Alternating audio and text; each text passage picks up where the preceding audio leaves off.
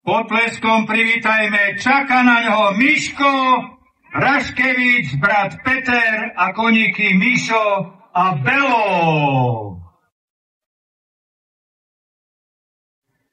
Krásny pohľad. A zaujímavé je, že Mišo tentokrát vôbec nekričí, lebo si je absolútne istý postupom do druhého kola. V tejto chvíli zastavuje na 40. A pod pleskom ho odmeňme Miško, Raškevič, Belo a Mišo.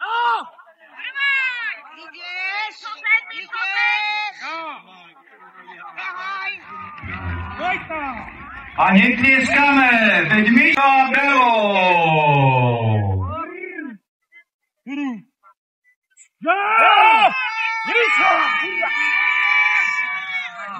Mišo, tak sa ti darí a opäť z teba voľa čo vyletelo. Tať. Jojojoj.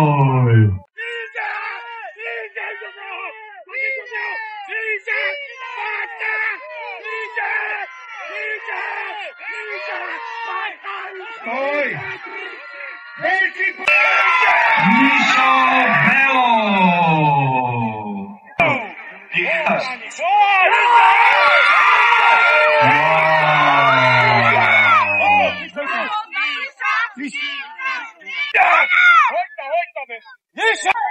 No, to je ono. Miško, poď! Diváci, posledných 10 sekúnd! A už to vyletelo.